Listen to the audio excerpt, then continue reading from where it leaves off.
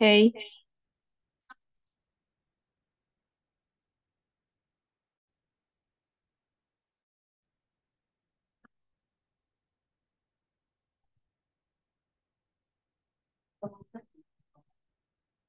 So the question that he was addressing was, of course, the draft. Okay. Yes, I did it at the end of last year. So okay, I don't want to. So that's the question that he's addressing, and that's a question that's on everybody's minds. Okay, we are in a state of war. We are at war. We're not in a state, we're at war, and it is a very big question, right? There's a big chalik of the community that don't want to be involved, and so I must say, and so we'll just dedicate the shir Lilu Nishmat Phyllis Bat Shmuel Verut Goldman, whose birth name was Ziskin.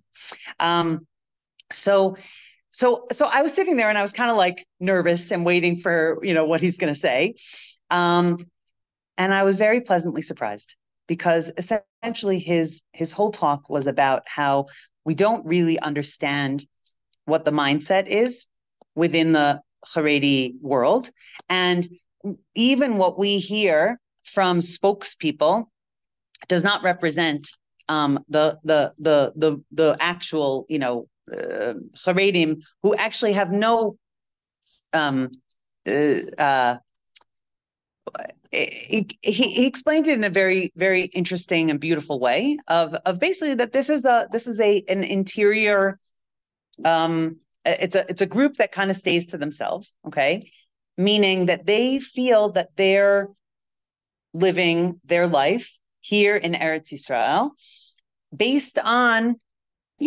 centuries of tradition of Jewish life. And the way that he explained it was that there's a there is like a disconnect of how they feel about Jews who are not keeping Torah Judaism, and how the more kiruv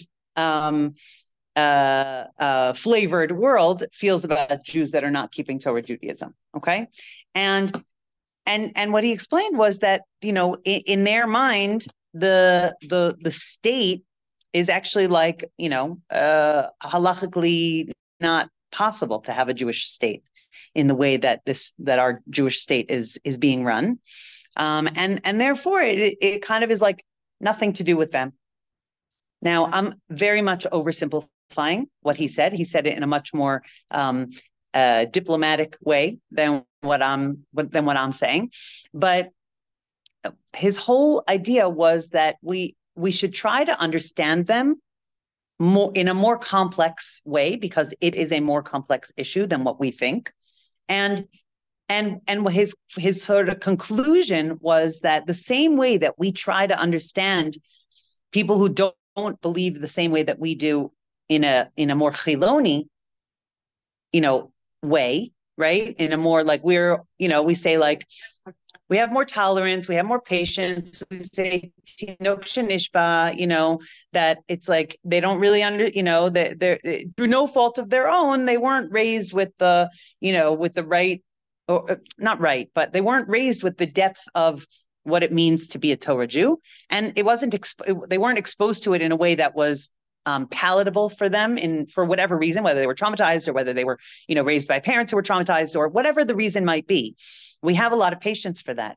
And what he was saying was that we also have to have a lot of patience for the other side of the spectrum, and that it's much much harder for us, for like the dati lumi, I'll call myself like somewhat in the Chabad camp a little bit of it's much harder for us to have that kind of patience for the people who are on the side of the spectrum that is like more from than me, right? And that and ultimately what he was saying was that it's kedai for us to do that, because the voices within the Haredi world that were sort of coming to more recognize their place within the the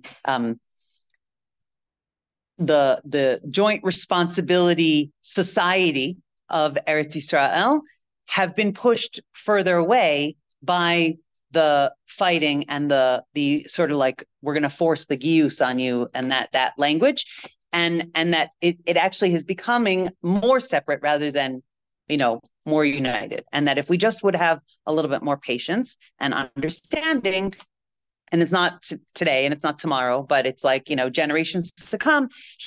But he was saying that like by pushing this, we're actually creating a bigger split. And by having patience, there's a possibility more for, down the line, staying together.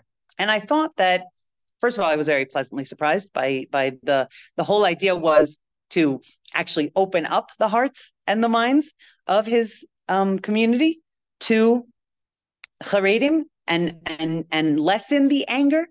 And I actually had gone in thinking like, oh, with a title like that, I don't know if that was actually what it was titled, but that was what everybody thought that they were coming to hear, and I actually was very, very, very pleasantly, beautifully surprised by his words of wisdom and forward thinking. Okay, because what he basically was saying at the end was that we don't want to split in Am Yisrael, and the voices are very, very angry right now. Obviously, we're in a time that is a very triggering time for this specific issue, but at the same time, we really have to think long term in terms of all of Am Yisrael and how we want Am Yisrael to look 50 years from now, 100 years from now. I mean, Bezrat Hashem Mashiach will help us along with that, but we have to behave the way we want it to be. And I just also thought it was very interesting that this week is Korach. Okay, so that became really the theme of the shir. Okay, and as you see on the top, the title is "What Does Shalom Look Like?" Okay, I guess I could have said Shalom Bayis, Shalom Am, Avas Yisrael, right? What does that look like? Okay, so with that very long introduction, we will get into the text. Okay. So the most of the shir is based on the first pasuk in the parsha. Okay, which with the famous first two words, Vayikach Korach ben Yitzhar ben Kahas ben Levi v'Datan v'Aviram b'nei Eliyav v'On ben Pelet b'nei Ruvain. Okay, so really the only thing that needs to be translated there is Vayikach, right? Everything else is a list of names. Yes. So what does it mean, Vayikach? Okay, and the Mefarshim, of course, go. Every single person writes about this. What is that word Vayikach? It doesn't say like, Vayikach Vayikach mayim, Vayikach. He took what exactly did he take? Okay, and Rashi says, okay, Vayikach Korach, lakach et atzmo litzad echad. Okay, he took himself to one side. Liyo nechelak mitocha eda, to separate himself from the rest of the congregation, the rest of the nation.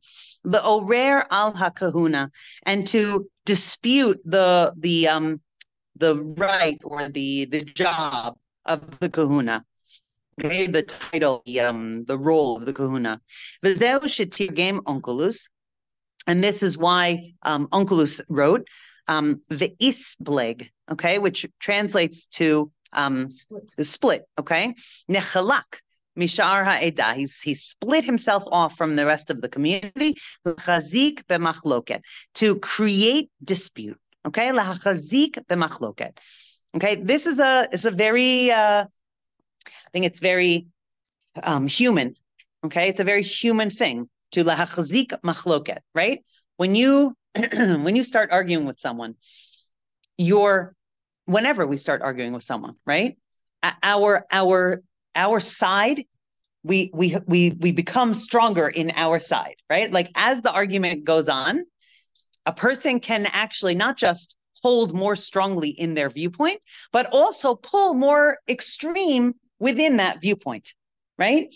Once there's a machloket, once there's a dispute, once it gets going, then each side sort of clarifies their argument more and more and more But by clarifying your argument more and more and more, a person becomes actually more extreme within that argument.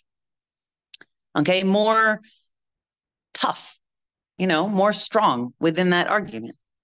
And that's why, and there's a bunch of, different psukim that Rashi brings here, right, to sort of prove this point. Okay, it says in Eov, Ma yikachecha libecha, right? What does your heart take you? Okay, meaning lokech otcha lahafligcha mishar bnei adam. Your heart is taking you away to, separate from other people. Because also our heart, because once we start arguing about a point, it's not just about the point anymore. It becomes about our ego as well, right? It's like, I have to prove myself right. So therefore, being right ends up becoming the goal, even more so on some level than the point itself, right? And we see this with our kids, we see this with ourselves, we see this with, like using little kids as an example is the least triggering because they're arguing about a toy, and they get to the point where like in the famous story of Shlomo Melech, right? They're willing to break the toy just so that person doesn't have it, and it's not about the toy anymore. It's about by trying to take this toy from me, you're negating my existence. That's what it becomes about, right? That if I'm not right, I stop existing. That's where we get to in a place of machloket. Davar acher, another explanation, Vayikach Korach of Vayika, and Korach took. What did he take? Mashach Roshei Sanhedraot Shebahem B'Dvarim. Okay, he pulled away, lured away, Mashach, right? He drew them away, the leaders of the Sanhedrin, okay, with his words, with his fancy talking, okay, with his alluring words. Kamoshen Emar Kach et Aharon. This is what it means in also in Bamidbar when it says that you should try to convince. That's the idea. Like Vayikach is like to convince. And Aaron, K'chu imachem dvarim, take full heed of my words. That's from Hosea, okay? Meaning take in these words and be convinced by them. Okay? Vayikach Korach, he took them with his words. Okay, and then we have one other piece of Rashi here. Okay, it's a very long Rashi, but I took one other piece of the Rashi, and we see Umara'a Korach lachalok im Moshe. What exactly did Korach, find to argue about with Moshe? Nitkane al nesiuto shel Elitzaphan ben Uziel. Okay, he was jealous of the leadership of Elitzaphan ben Uziel. So look down at the family chart, okay, that I have down there for you, family tree. Okay. Apologies, this is from it actually is whatever. It's not a Jewish website, but it was actually the most clear and in English example of this chart. Okay, so we have right Avram, Yitzchak, Yaakov. One of the sons of Yaakov is Levi. Yes. Okay, Levi has 3 sons: Gershon, Kahas, and Merari. Kahas has 4 sons, the oldest of which is Amram. Right. So Amram's kids we know very well: Aaron, Miriam, and Moshe. And then Kahas had 3 other sons: Yitzhar, Chevron, and Uziel. Okay, so Elitzaphan, if you look where Elitzaphan is, yes, he is the son of Uziel, and Uziel was the youngest son of Kahas. Okay, look where Korach is. Korach is the oldest son of the second oldest son of Kahas. Okay, he's Yitzhar's son. So if you look in the, hereditary line, let's say, if you were going, according to the oldest and that, hierarchy, right? The oldest and then the second oldest. So, on some level, he's exactly right. Okay. That it seemed obvious that, should be the oldest son of the second son, not and the Farshim said that Elitzaphan is actually the youngest son of Uziel. Okay. So not the youngest son of the youngest son. That doesn't make any sense. Okay. Sheminahu, okay, so we'll back up in the Rashi. we're in the after the comma in the first line of the second Rashi, okay? Sheminahu Moshe Nasi al bnei Kahas al pi hadibur, okay? So Moshe appointed Elitzaphan, the Nasi of Shevet Kahas, even though he's younger, or he's further along the line of heredity of heritage. I don't know however you call it, hierarchy. Amar Korach says, Ache Abba Arba'a Hayu, right? My father was one of four brothers. Shenemar ubnei Kahas v'gomer, okay? Amram habachor, not lu shnei banav gdula, right? So Amram, who was the oldest, so his two sons took first, the highest positions, right? Aaron and Moshe. Echad Melech, okay? Who's the Melech? Moshe. Ve'echad Kohen Gadol, who's that? Aaron, of course. Mi ra'ui litol et hashniya. So who should be the next position? Lo ani shani ben Yitzhar. Shouldn't it be me that I'm the son of Yitzhar? Shehu sheni la'Amram, that is the second oldest son after Amram. V'humina nasi et ben achiv hakatan mikulam, and he picked the son of the youngest son of them all. Hareini cholek alav u'mevatel et dvarav. So I'm going to dispute him and cancel his ruling. Makes sense. Right. It does make sense. Okay. So on some level, so I will tell you that in Chassidus, right, Korach is not seen as he is in the rest of the Mefarshim. Okay. Within Chassidus, there's very much this idea that Korach had correct ideas. Like that makes sense, right? And a lot of what he said made sense, meaning he says, isn't the whole nation holy? Why are you being held above everyone? We're all Jews. We all have, the chelek elokam mimal mamish inside of us, right? And he was right, but he was misdirected in terms of that he thought everybody is the same. Okay, it doesn't mean, just because not just because we are all holy, but that doesn't make us all the same. And you still need, different people serving different roles. In the end, that's what Miriam was saying, and she got punished. Right. Why is Moshe taking himself away from his wife and everything? Why is he to be ultimately, even if they're going to be more right? But what they're both mixing up, right, is does that mean better? Right? Does different. And part of that, I've done many shirim on Korach about jealousy and about how just because someone else is like when a kid is picked, as the Toran, right? We had this funny thing with my daughter when she was my 12-year-old, when we first made Aliyah and she was 2 and she was in Gan, and she was like turning 3. She came home and she was like, I want to be the Tonichiwa. I want to be the Tonichiwa. I want to be the, and we're like, what's a Tonichiwa? What's a Tonichiwa? What was she saying? Toranit Shira, right? But we had never heard that term. And the way, and the way a 2-year-old said it, we were like, what is that? So, so each kid gets a chance to be the Toranit Shira, right? But part of that, we sort of imbue into ourselves this concept that everyone can be everything, but everyone can't be everything all at the same time, right? Meaning there's a dentist is a dentist and a electrician is an electrician. Are they both necessary? 1,000%. Is one better than the other? No, not necessarily, right? And what we need to kind of take into ourselves is that every single person in Am Yisrael has a role to serve, and different roles are for different people, and there's not better and worse in the eyes of Hashem. Right? We as people, we look at, how much money does someone make and, how much respect are they given in the community, but those are mistaken definitions of what success is and what is, what makes someone unique or special. Each one of us is unique and special in our own right, but we need to do what each one of us was put here to do. Right. Korach's problem wasn't just that he didn't feel that he had a role. If he had said, what about me? I deserve something. That would have been one thing. But what he did is his machloket was on, he thought he deserved the kahuna.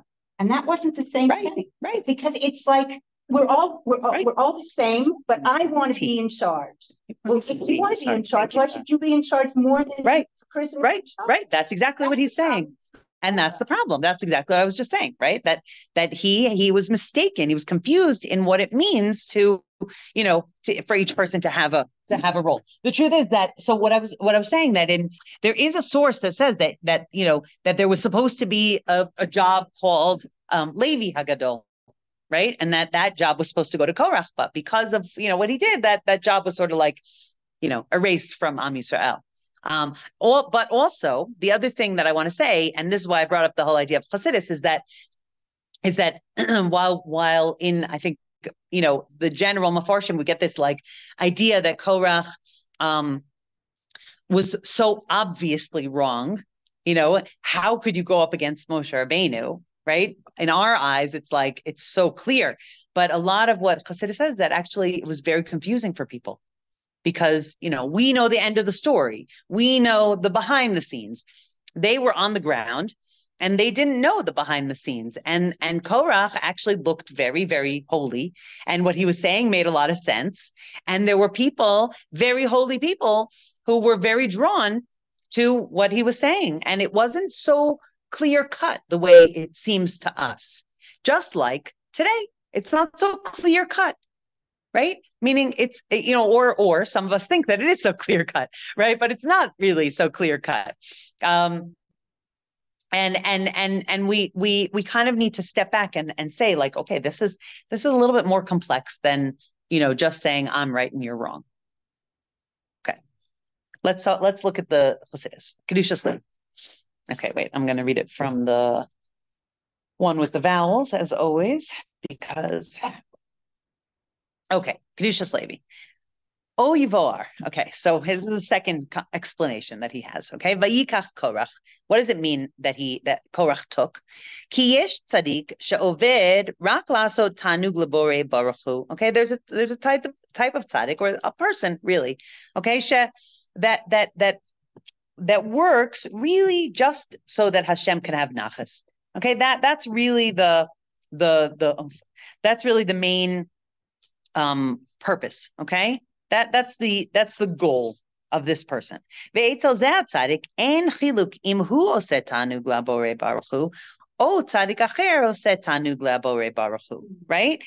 to this type of person, if the goal is nachas for Hashem, does it matter who actually gives the nachas to Hashem? Right? Meaning this type of tzaddik recognize, okay, I want to give nachas to Hashem, but I see that person through their deeds is giving nachas to Hashem. So do I want to, like, if the point is nachas to Hashem, then who cares who gives it? Do you understand what I mean? Right? It's like if a child, sometimes this happens with the children, right?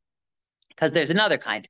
Aval mi sherotzeh lekabel sachar al avodato, but the person who's looking to get recognition or rewarded for their service, for what they do, zerotzeh shehu be'atzmo ya'aseh ta'anug labore.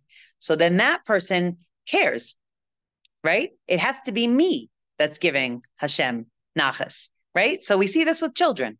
Yes, when one child like is doing, I learned this dance in my chug. Right? And that child does the dance and the mother is sitting there or the father is sitting there and they're watching, right? There's a type of kid who will sit next to the mom and watch that child dance. And the mom says, oh my goodness, that's such a beautiful dance. Kol hakavod, you're such a beautiful dancer, right? There's a type of kid that will say like, wow, that was amazing, right? Usually it's an older child, but there's a mindset or a lack of maturity or whatever it is, or a very human emotion to say, my mom is now giving so much attention to that kid. I want that attention. And to say like, oh, but what about me? I can also do this dance, right? Am I also a good dancer? Right. And that is it's a very human reaction, but it's also a very problematic reaction. Right? Because the mother saying to this child, you're a beautiful dancer, does not take anything away from the other child, right? There's enough room in the mother's heart for every child, and there's enough room in the world for every child, right? But they don't feel like that always, right? And I'll bring it to an adult place, right? We don't feel like that always, right? When we see someone else's success, it can be a very common reaction to say, well, what, why can't I have that kind of success? Or, nobody noticed that I also, did X, Y, and Z, right? I also got a promotion, and that person, everybody's making a big deal about that person's promotion. What about my promotion? It's worse than that. It's that, why didn't I get that promotion? Or why didn't I get that promotion? Right. But here I think it's more subtle, right? Because it's about the recognition, right? Which I guess is about the promotion, right? Like, meaning it is the same thing. It's just it's not from the person who's actually giving the promotion, right? Meaning, I don't know. You're right. It's the same thing. It's the same thing. There's so many layers to this, though, right? We could find examples. I'm trying to bring very parv examples, right? But this happens to all of us, right? And it's, I don't know, it's Kedai Lanu to recognize that this is what is happening, right? Possibly also the problem was this was right after Faith and Meraglim. Mm-hmm. So we were supposed to go into Eretz Yisrael 11 days after. Okay. And all of a sudden, hang on. You're Brucha HaMechavenet. Okay. Baruch atah Adonai Mafam Shakol Yabidaro. Well, you're saying exactly the same thing that Kedushas Levi is about to say. Okay. So V'zeu, okay, not in this sentence, but in the next paragraph. Okay. V'zeu vayikach Korach sheratza shehu yikach v'lo acher. Right? What does it mean by yikach Korach, that he took? That he wanted to be the one that takes, and no one else. V'zeu peresh Rashi shelakach mikach ra le'atzmo. Do I have that? Do you have that here? Okay. Shelakach mikach ra le'atzmo. Okay. That's why it says in Rashi. Okay. And it's not in the Parsha, but it's in the Gemara. Okay. That mikach ra. Yeah. How would you translate that? Bad investment, bad. Okay. That he took a bad deal. Okay. Like he took he got a bad deal, like a bum rap. Yeah, he got a bum rap here. Okay. Shebishvil zeh chalak al Moshe v'ratza liyot Kohen Gadol. That he feels like, well, I got a bum rap. I'm supposed to be the Kohen Gadol. Why do you get that? Right? Your family gets both the Kohen Gadol and the Melech, right? That's not fair. Ve'im haya oved rak lasot tanug labore baruch hu. But if it's about the job, and if it's about the and if it's about Hashem, then that's a different reaction. Then he would not have cared, right? That he should be the Kohen Gadol, but that there should be a Kohen Gadol, right? The Am needs a Kohen Gadol, and it doesn't matter who it is, right? But he's worried about his own position, and therefore that's what causes the machlokes. Okay, and we could take it into modern society and say, right, if this is the best thing for the nation, let's say, then who cares who's the prime minister? I don't know. I'm just saying, right? Like, meaning, no, that's a bad example. But the truth is, I mean, if a politician was really a good politician, right? My sister always says that I mean, everybody says this, but I remember I heard it from her first, was that there's no good way for an Israeli politician to leave politics and save face, right? In America, right, George Washington set up a system where a person, could not run again, right? And there are term limits also. So like, that's it. You have served your country for these X amount of years. You are not allowed to serve anymore. And that's it. Zeu, you walk away, right? And in Israel, you don't have that. You don't have that. So a person only walks away when they've lost. That's the only way to walk away. And that becomes an ego thing, right? Because you lost. And therefore, yeah, it requires a very mature person to do that. An idealistic person. Yes. Okay. And that's exactly this. It requires an idealistic person who cares more about what's good for the nation, the greater good, than about their own position within the nation. That's exactly what it is. That's what he said also when he left. Yeah. Yeah. What if he thinks he can do a better job for whatever reason? But if but that require, and it might be true that a person could do a better job, but it might not be true. And a person really needs to think, do I really think that I'm the better person for this job because I have actual ideas, or do I just not want that person to do the job? In the case of God doing the right thing, not man. Right. That's different. Right. So the argument really is against God. It's not against Moshe. Well, in the wording, it is against Moshe, right? Meaning he doesn't think that it's God doing this. That's the problem. Mm-hmm. But I think it also had to do with the fact that they were now going to be in the desert for 40 years. Okay, so let's see. Let's read that. Okay, Peresh Rashi. Okay, the next part, the next paragraph. Nitkane al nisiuto shel Elitzaphan ben Uziel. Right, we read that. He was jealous of the selection for leadership of the Elitzaphan ben Uziel. Lichora eino muvan. Lama lo chalak techef char shemina Moshe Rabbeinu alav shalom et Elitzaphan. It doesn't make any sense. This didn't happen yesterday, right? It happened before. It happened before they left Har Sinai. That was a few weeks. I mean, it was a few weeks ago, right? Omnam kodem gzeirat meraglim hayu reuim Yisrael likanes miyad leEretz Yisrael. Okay, so just like you said, Becky. Okay, that before the sin of the meraglim, or the gezeira, the decree from the meraglim, right? They were supposed to go right away to Eretz Yisrael. Imken savar korach shegedulas Elitzaphan lo yeh rak zman muat. Right, and therefore, right, the heads of the shvatim, it was really only for it was a temporary thing. Right, for the travel in the midbar. So Korach thought, okay, whatever, it's for 11 days, no big deal. Because we're about to go into Eretz Yisrael, and then all these positions will be mevataled anyway; they'll be nullified. But that's not true after the gezeira of the meraglim. So therefore, they're going to be 40 years in the desert. As that Elitzaphan now becomes a much bigger position, right, and than just a quick leadership guiding through the desert and get to Eretz Yisrael, and there's going to be new elections, right? Now it's for 40 years and 38 years, right? Okay, but it becomes a much bigger deal now, right? It's like when someone is given it's like a teacher picks like you, and you, but none of the kids know what it's for, right? Okay. And then all of a sudden that kid becomes like the president of the class. I don't know, whatever, right? All of a sudden it's not for a job to be done for the next 5 minutes. It's the whole year. Wait, I wanted to do that job.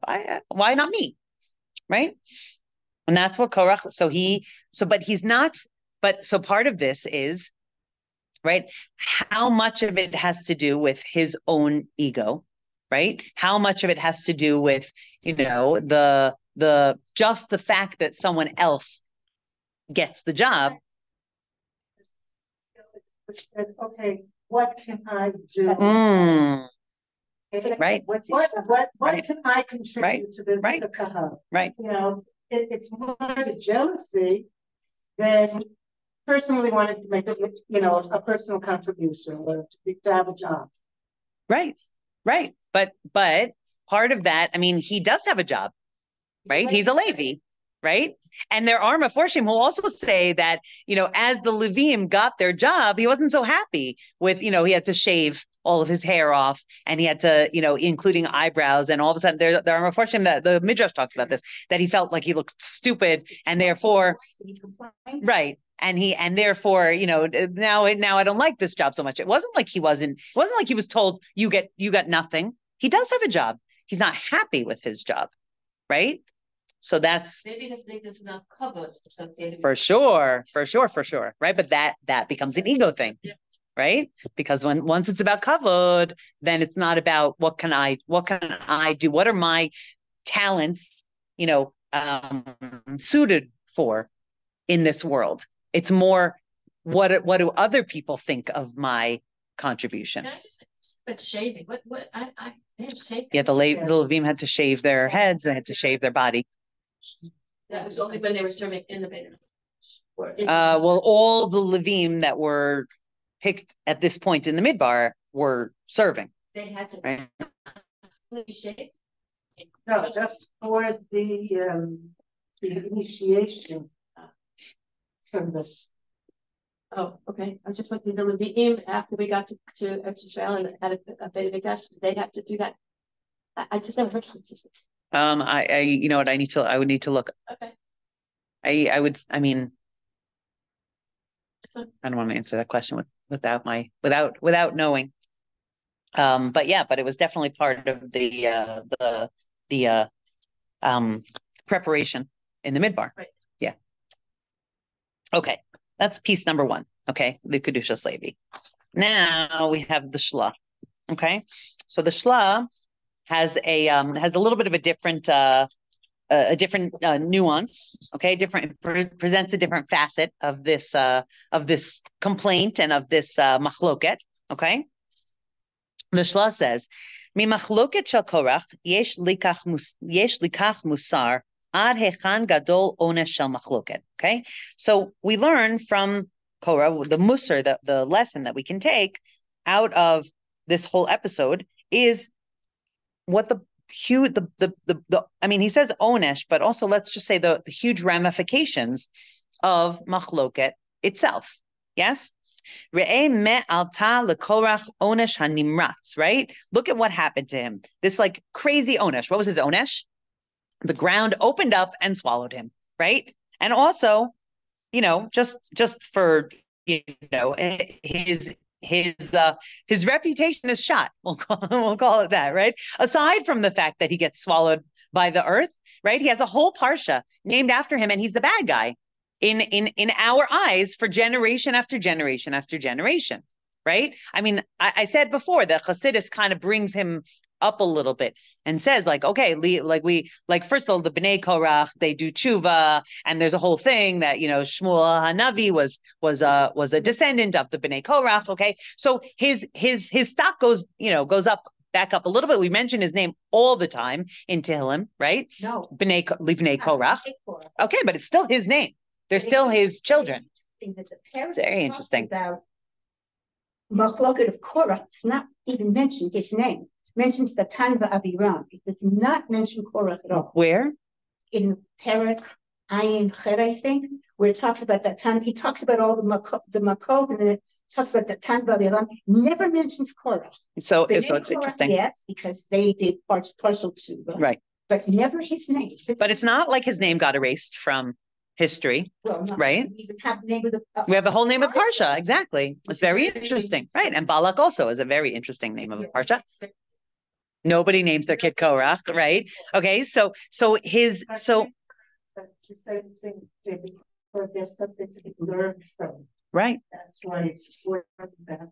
Something negative, though. Right? Meaning, I'm not saying that. I'm saying, look, the Godel Onish Shel Machloket is that we mention him. What to be careful of. Right, but that's not what yes, you're absolutely right. The point I'm trying to make here is that his punishment wasn't just that the earth swallowed him. It's that for generations, he is known as the symbol of Machloket. Right.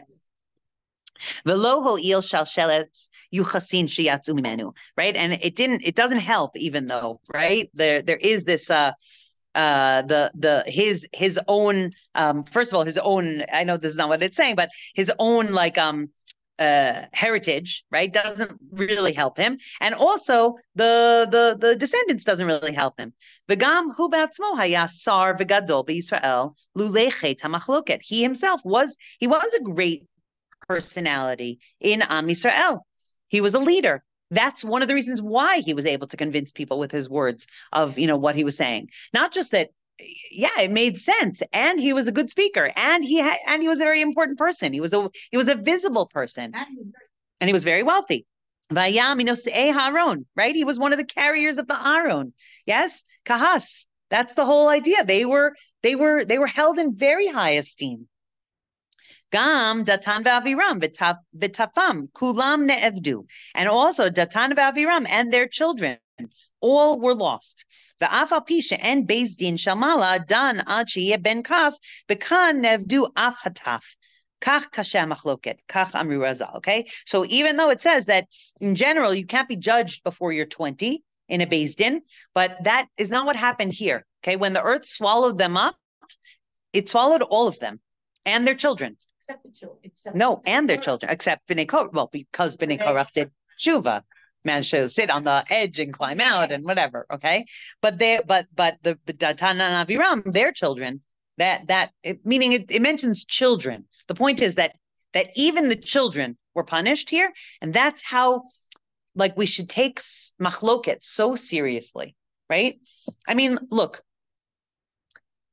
we see how impressionable children are, right? We know how impressionable children are, and Hashem saw it that these children would not continue to sow machloket, and therefore they were also punished. It's more than the influence that children take. There's something Torashti. Torashti? Yeah. What does that mean? Something that's inborn. Okay. Okay. It's more than genetics. It's the behaviors.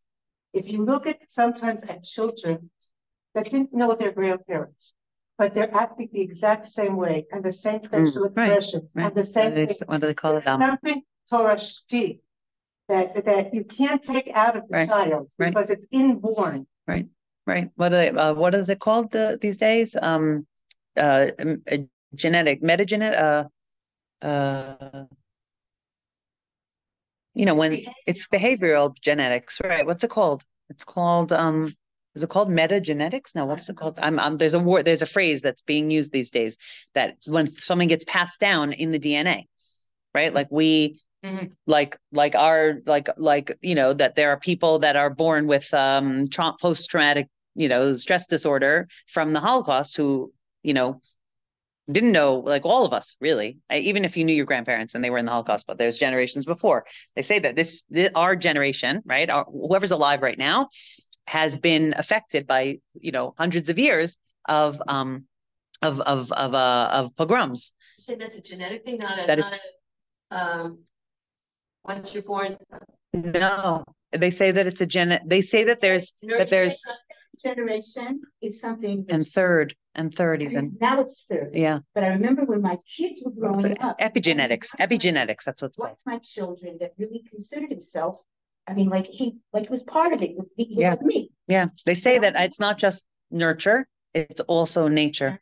And that's what Sarah was saying, right? That they didn't meet their grandparents. They did meet their parents who met their grandparents, but nevertheless, there is something in our DNA, and not just our spiritual DNA, but our physical DNA that has been changed by the constant flight and the constant fear that is in us today. So by environmental issues, it's not environmental. Environmental as being Jews, meaning yes. Because if you go to a second generation meeting, it's amazing people that did not go through the Shoah, but their parents went through the Shoah, and they're second generation. But third. Epigenetics is with everybody, but just from our perspective, we're speaking about overall. People have epigenetics for lots of different things, right? But in this context and in this shir, and as being Jews living in Eretz Yisrael, it's also in this way, it's very specific. Okay. Okay, that from this we learn how important it is to hold on to shalom. That's the reason I have no sense of humor. But you just made a joke. Okay. So from this we hold how important it is to hold on to peace. Okay. Look at how important it was to Moshe Rabbeinu, right? I'm sure you've all heard this before. This is a very famous piece of Torah, but I think it's kedai to bring out right now. V'kol bar sechel yamod b'yeh mitalmidav shel Aaron ohev shalom, right? A person who is a person who wants to grow, okay, should learn from the students of Aaron, who was an ohev shalom, right? He loved peace.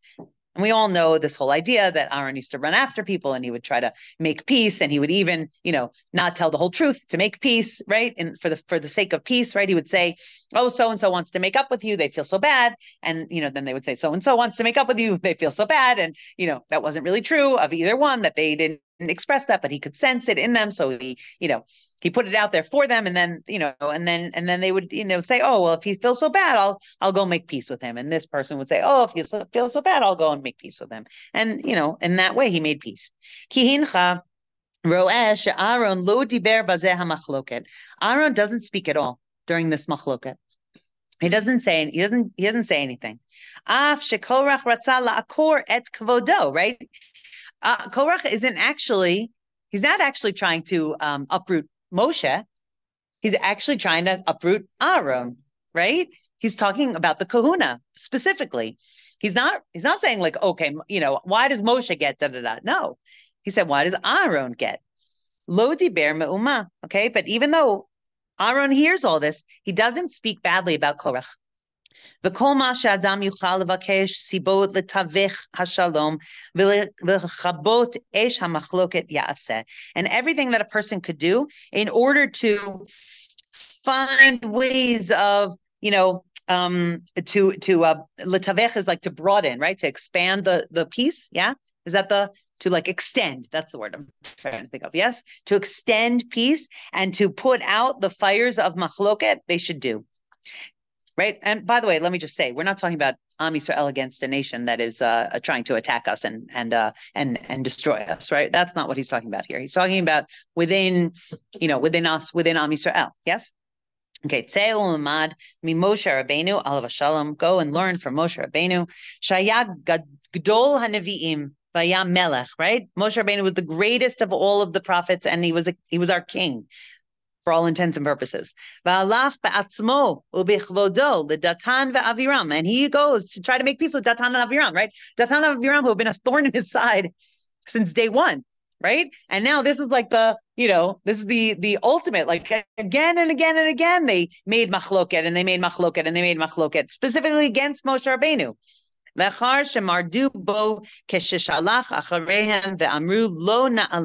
Right? And he even after they rebel against him, right? That he still goes after them, and he says, after they say lo na'aleh, that right, we're not going to go up. Halachhu aleihem im ziknei Yisrael v'akol b'shvil shalom. Moshe Rabbeinu goes after them to make peace. He doesn't send shluchim. He goes himself to make peace with the zikanim, right? He's giving them so much honor to make peace with them. And that's like, it's unbelievable. It's really like overextend, it's way beyond what is the normal thing to do, way beyond what could be, what we should expect of Moshe Rabbeinu. Not at all fitting to the situation, truthfully, right? Datan and Aviram don't really deserve any of Moshe Rabbeinu's patience or extended hand of peace after everything that they did. And yet, here's Moshe Rabbeinu going after them to try to talk them down, right? And really, I think that's what Rabbi Atlas was saying on Shabbos, was like really this idea of knowing the value of keeping peace. That it's very important. It's very important. Hashem loves peace. Hashem loves people who are trying to make peace, right? It brings peace to the world to make peace. Machloket never ends an argument. It doesn't end an argument, right? To hold back and to stick to your guns and, to hold, it never ever ends. Well, that's not true. In the Gemara, that's the whole idea. No, there has to be. But there isn't. The whole idea of the Yerushalmi is not that.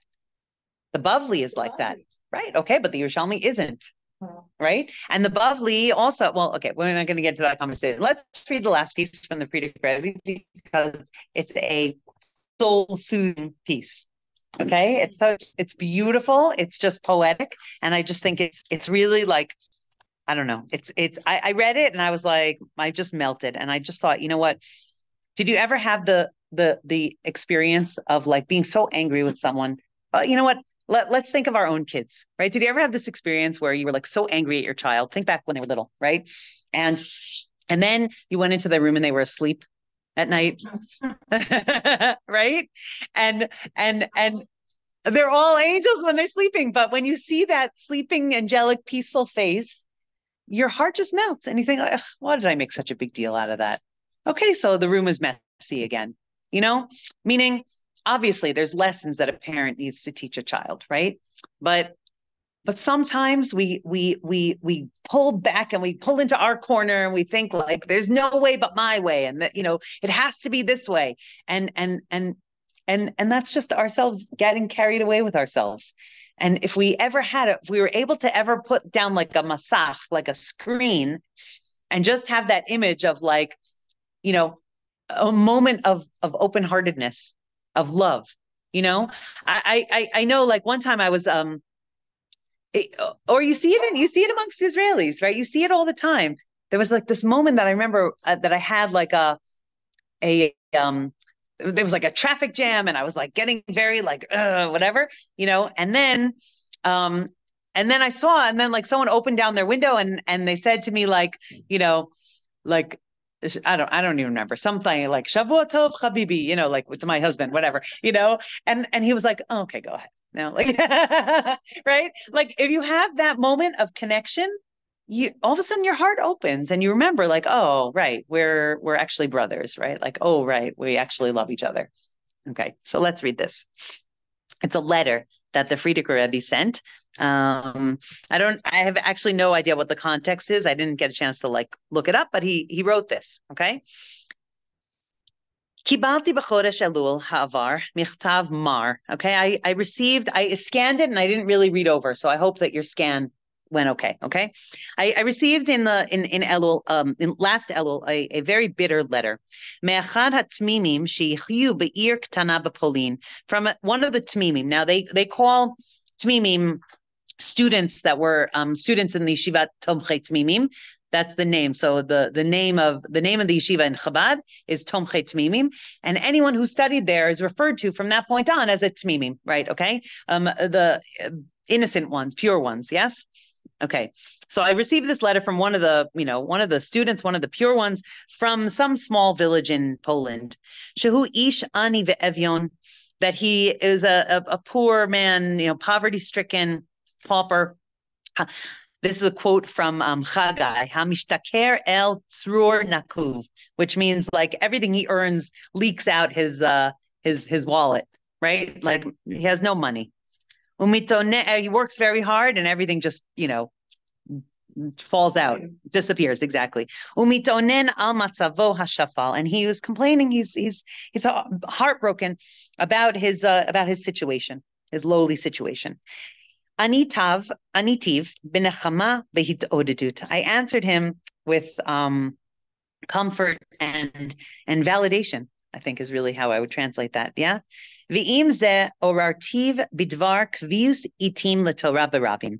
And with this, that maybe he should make set times to learn Torah. Okay, he would encourage everybody else to also, right? He should start doing shluchas, basically. Okay. Ka'avur eze shavuot hitbasarti meito, and after a few weeks, I got news from him. Asher nosad chevra shel limud chumash im Rashi, that he organized a group to learn Chumash with Rashi. V'lomdim keshisha minyanim ish b'chol Shabbat Kodesh Laila, and they learn about 60 men every Shabbos night, Friday night. Mi hu ze ve'ezehu asher yachol letzayer godel hanachas ruach hanaaseh lemala ad ein sof mikibutz gam shel anashim pshutim b'leil Shabbat Kodesh. Right? Who could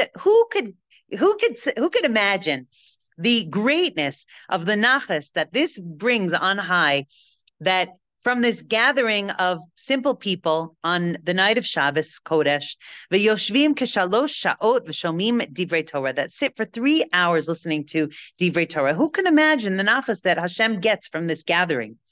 Anashim pshutim, simple people, ha'amelim kol hashavua b'ze'at apam, that work that labor all the week by the sweat of their noses. Socharim bashuk, they sell in the market. Osovavim b'kfarim, or they are peddlers that go around to the different villages. Holchim baraglam kama parsaot bakerach hanora uberuach sa'arat sheleg, who walk with their by foot so many miles, kilometers, right, in the ice, in the terrible ice, and in the windy, snowy the snowy wind, right, the freezing cold. Yedehem kabulot, their hands are, like bound, right, to this. Viraglehem nefuchot, and their legs are swollen from the hard work. It's very hard work. Ubevo yom hashabbat, yom hamenucha, and comes Shabbos, their day of rest. Hare kol sha'a v'kol rega yakarahi lahem, and every hour and every minute is precious to them. Litchamem, to warm themselves, bakisaot hakash v'ateven shalahem, and in their simple, like straw chairs, lanuach v'linafesh, to rest and recharge. Ve'elu mosrim v'notnim nafsham, and they are doing such mesiras nefesh. Uba'im acharei sudat Shabbat hagoreret et hashena, right? They're giving up of their sleep to come after the Shabbos meal, el Beit HaKnesset, to the shul, lishmoa parashat hashavua, to listen to parashat hashavua. Ein al afar mashlo.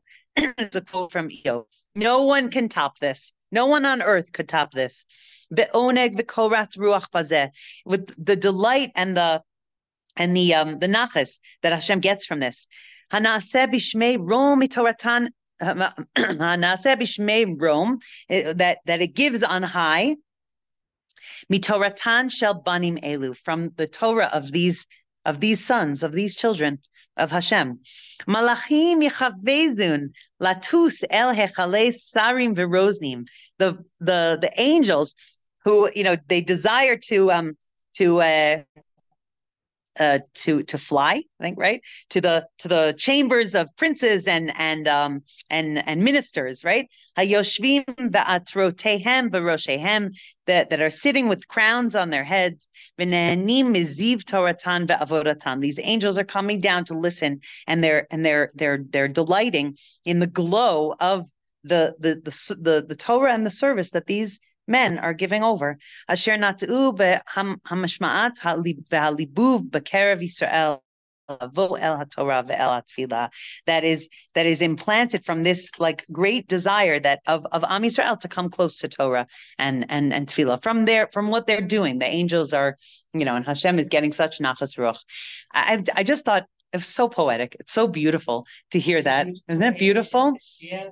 And that's what Hashem gets from us when we give to each other, when we sit like this and we learn Torah together, when we sit like this and we smile at each other, when we sit like this and we give, patience and a listening ear to each other, and we come together and we give each other strength, it brings so much nachas on high.